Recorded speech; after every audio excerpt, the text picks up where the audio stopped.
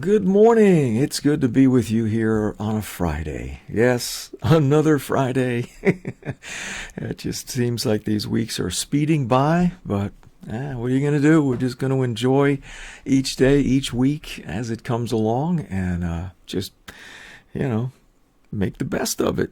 But it's good to be here with you guys and just get a chance to share some thoughts with you as we look forward to a weekend.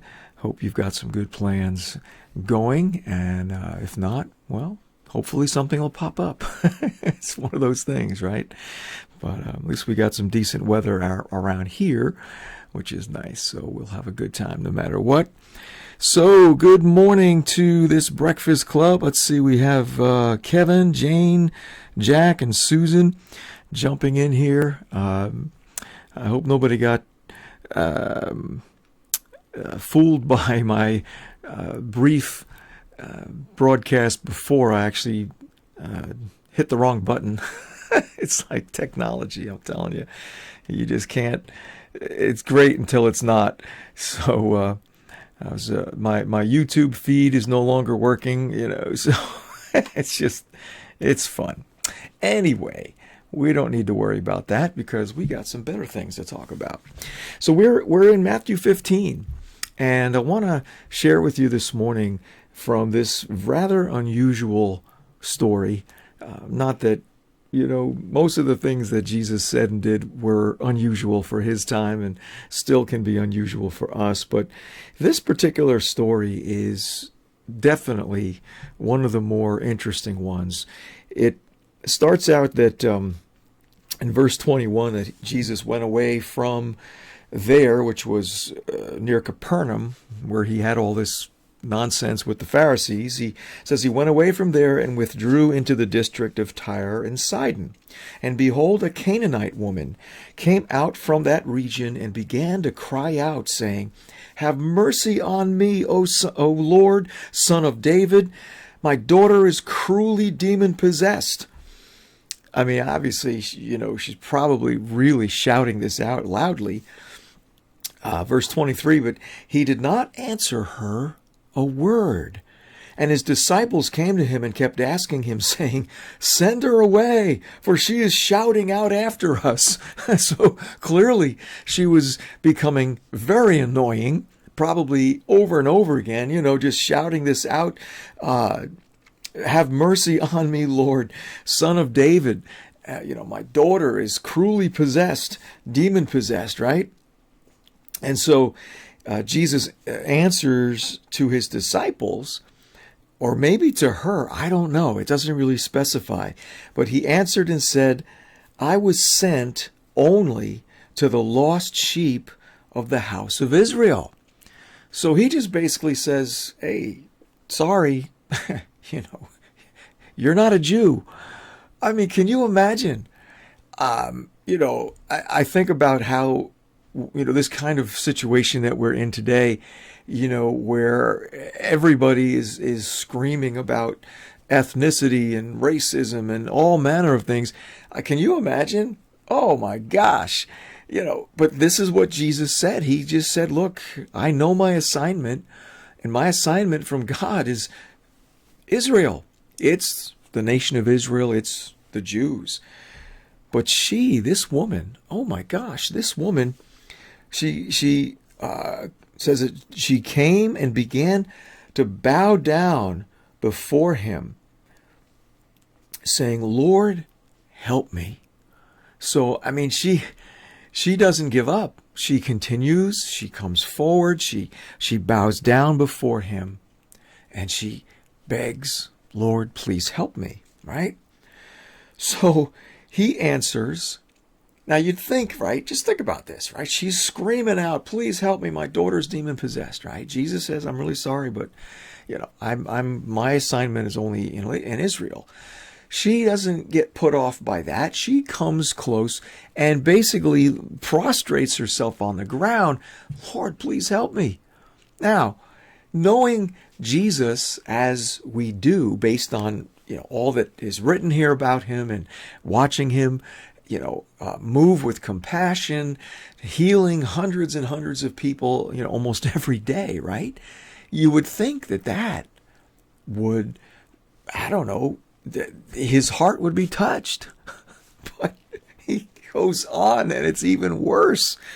He answers her and says, it is not good or right or proper to take the children's bread and throw it to the dogs. Wow. I mean, wow. I mean, you just don't expect that from the mouth of Jesus. But again, he's dealing with a situation where he knows his assignment for that time period was only Israel. Now, later on, he knew that the world would be invited into this thing, but that wasn't going to happen until after his resurrection. So for here and now, and then to add insult to injury, right? Oh my gosh. It's not proper to take the children's bread and throw it to the dogs.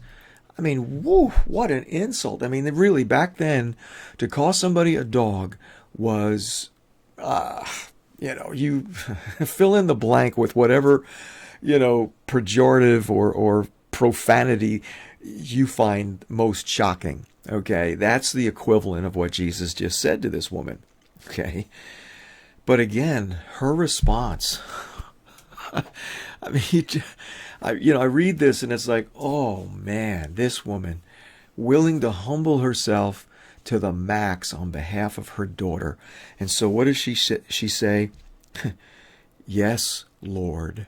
Yes, Lord. In other words, she's not arguing with him about him saying, that she belongs to the category of people that could rightly be called dogs, because her culture, her people rejected God and persecuted the Jews, right? When they were traveling, I mean, it's a long story, but that's, so yes, Lord.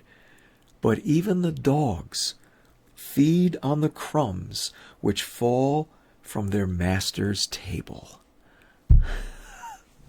I mean, that is going so low, right? Going so low in humility before the Lord. And it was at that point that he realized, okay, this is not just some ordinary, pagan person who somehow heard about me and learned the lingo, because she does call him Son of David now.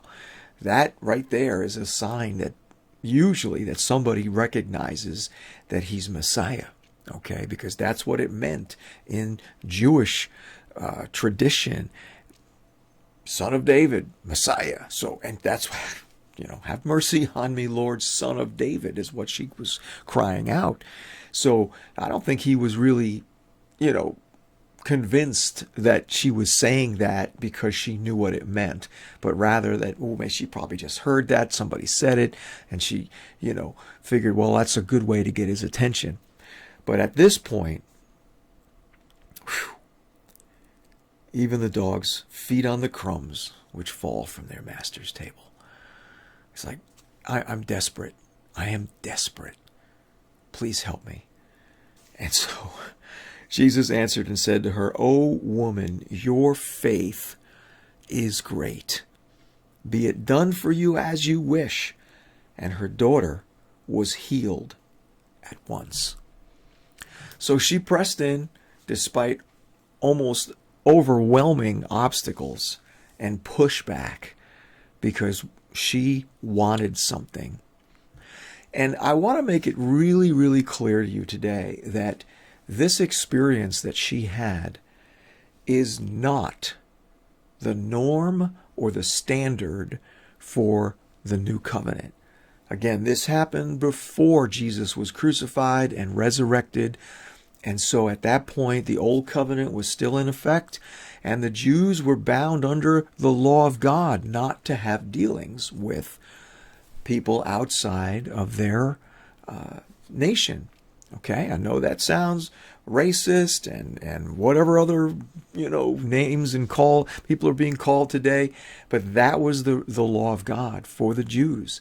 And in many ways it still is in existence for those Jews who are observant, who follow the law.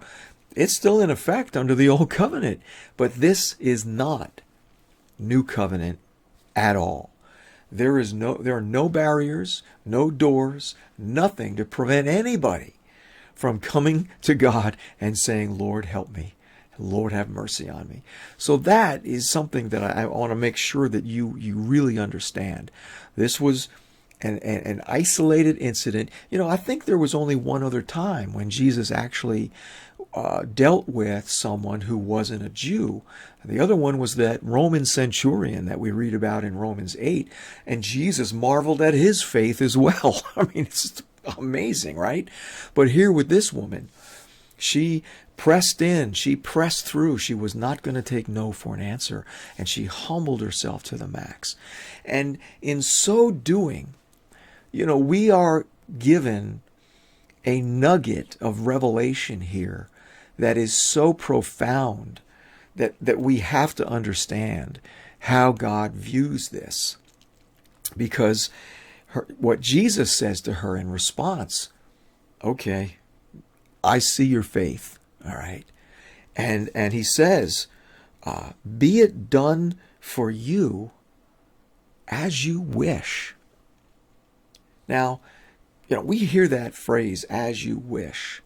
And the word wish to us is, it's kind of got a, I don't know, it's kind of a lightweight word, right? We think of a wish as just some random thought or idea, that hits us. And man, I really wish I had something, wish I had an ice cream or a pizza or whatever, right? We don't see it as anything more than that. But the word here in the original language is so much stronger. And it speaks to us of something that we as born-again believers, sons and daughters of the Father, we need to understand this. Because what Jesus said to her, he also says to you and I. Let me just first run down for you the various definitions of this word from the original Greek language. It means to will, right? To will something is to make a decision, a choice, right? To have in mind, to intend. And you can further expand on that by saying the word speaks of being resolved, determined, to purpose. It's like, not backing down from this. I've made a decision, and this is what I want. This is what I'm going after. It also means to desire, to wish. It means, I like this one, to love something in the sense of you really like this. You really like to do this, or you're fond of doing something, right? So there's another emotional component to this. And then finally, to take delight in, to have pleasure in something, right? So all of this is wrapped up in this word that is used here where Jesus says to her, be it done to you as you wish. What did she want? She wanted her daughter set free from a demon. And clearly there was so much passion, so much commitment on her part to that she didn't take no for an answer. She was not going to give up without getting in Jesus' face, and just trying to make him understand that she really, really believed that he was who he said he was, that he could help her, that he could help her daughter, right? Now, this word is used in other places in the New Testament, one of which is one that we'll get to eventually in Matthew 16, where Jesus says to his disciples, if anyone wishes to come after me, right? That powerful verse, deny yourself, take up your cross and follow. Well, it starts with if anyone wishes. But again, it's not this kind of, I think I'll follow Jesus. No, the word here is so strong. It is a very purposed an intentional decision and determination that this is something I want and this is something I'm going after. Okay? There's just power there inside of you that says, yeah, I can't live without this. Okay? That's the idea here. And when Jesus says, if anyone wants that, if you are wanting beyond anything you ever wanted before, to walk with me and to know the life that I created you for, well, here's what you'll need to do. We'll talk more about that when we get there. But he says it again in Matthew 26 when he is there in the Garden of Gethsemane before his crucifixion, and he prays that heart-rending prayer, right? Father, if possible, let this cup pass from me, yet not as I will, but as you will. That word there, will, is the same word. Not what I may want passionately or have, I don't want to go this route, but I choose to put that aside. So it's a very deep and passionate word that we're talking about here. Jesus uses it in John 6. We just looked at this the other day. When everybody deserts Jesus because they just can't understand his teaching on eating my flesh and drinking my blood, right? He turns to his disciples in verse 67 and says, you do not want to go away also, do you? Same idea. You haven't made a settled determination in your hearts to walk away from me, have you? Right? So these examples that we have in Scripture have to be understood if we're going to understand one of the most remarkable statements that Jesus made, promises that Jesus made to us. And this is in John chapter 15 and verse 7. He says, if you abide in me and my words abide in you, ask whatever you wish, and it will be done for you. I mean, it's almost hard to wrap your mind around a statement of this magnitude. Now, there are conditions, obviously. He says, if you abide in me. Well, what is that? That's living with a continual awareness of our oneness with Christ, of him in me in him, and walking in the reality of that relationship. Now look, we're all in process with that. No one's doing it perfectly. Doesn't mean that we can't pursue that. Doesn't mean that we can't go after that. That is what he wants for us. He wants us to live a life where we never lose sight of the fact that we're one with Christ, that who he is now in my spirit man and in your spirit man. What he's capable of is now in me and in you. And we can release that. We can be that, right? So that's the first condition. The second one is, if my words abide in you. What is that talking about? Well, that's talking about knowing the truth, knowing what is right, what is wrong, what matters to the heart of the Father. Knowing that. Why? Because once you get that, once you have learned what matters to him, what's important to him, what are the priorities of his heart, once you have learned that, and not to say again that we get it all, that we're totally understanding all that. No, but it's the heart attitude that we have that says, yeah, I want to know what matters to you. I want to know what your priorities are because I want to embrace those. I want what matters to you to matter to me. Okay? And so having his words abiding in me means that there is this continual awareness of what the truth is, of what he cares about, and what he wants to do based on that. So Jesus says, you know what? You got that going on in you? Ask anything you want. Anything you want. Just like this woman had such a passionate determination that she was going to get help for her demon-possessed daughter. Okay? Jesus is saying, we can have that same kind of passionate, resolute determination concerning what matters to the Father and what matters to us. Do you understand that when our hearts are aligned with His and we start to care about something, and I'm talking about something that maybe you didn't even think about asking Him, hey, does this matter to you? But you just care about it. It matters to you. You get stirred up about it. Or there's something that you see that says, you know what? That's wrong. Something needs to be done.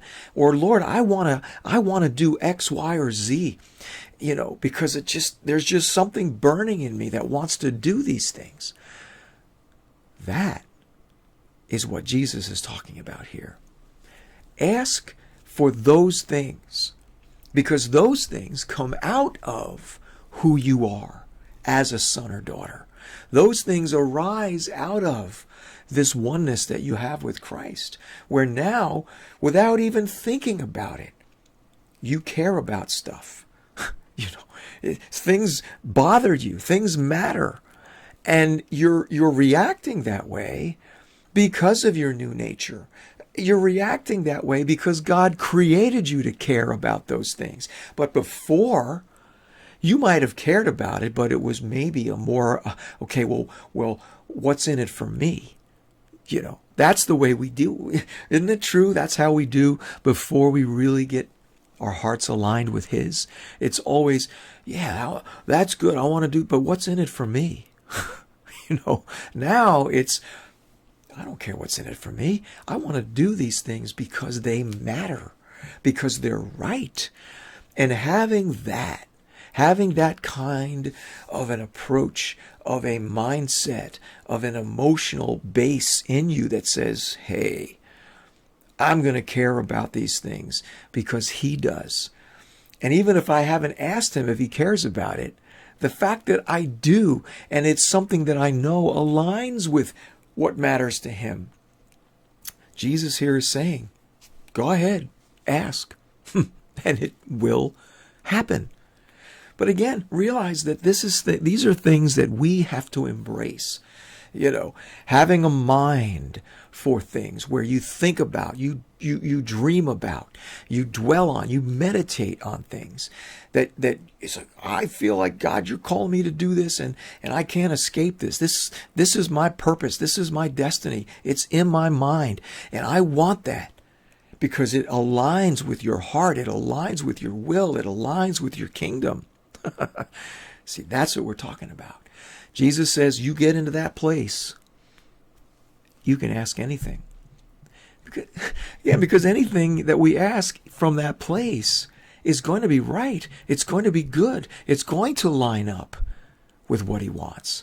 Because we will have dealt with the nonsense. We will have dealt with the selfish, self-centered garbage that we lived in, right? That's what abiding in Christ and having His words abide in us is all about. It's the transformation. I don't know about you, but I want to live in the freedom that is here, where the things that are stirred up in me, the things that matter to me, I know they're there because He put them there. And that I can be free to be all in on these things that will matter for both time and eternity.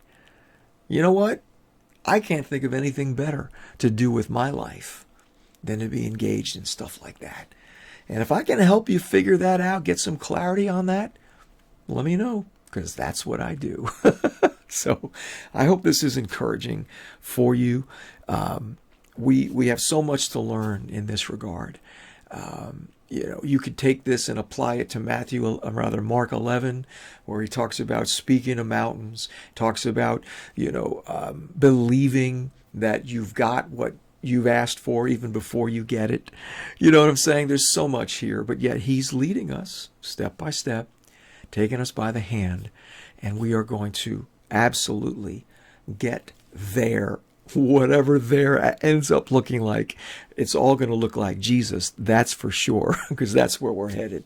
So Thank you so much for spending some time with me. I appreciate that very much. Let me say good morning to the rest of you awesome breakfast clubbers. Yeah, it sure does, Kevin. Let me see. Who did I say good morning to? Ada, good morning. There's Jackie, Vicky, Bill. Yeah, happy Friday. Bernadette, Linda, and Donna, Allison. My goodness, y'all just jumping in. Gail, good morning. Maria, Patrick, and I think that is it. Thanks so much. I do appreciate spending this time with you, and for those of you who are sharing this with your friends, thank you so much. Have an awesome, awesome day. Oh, almost forgot. Reach out, email, Facebook message if you'd like to chat or have some questions. Have a great Friday and an even better weekend. And I look forward to being back with you on Monday, 8:30 Eastern. So till then, be blessed and go bless. All right. See you Monday.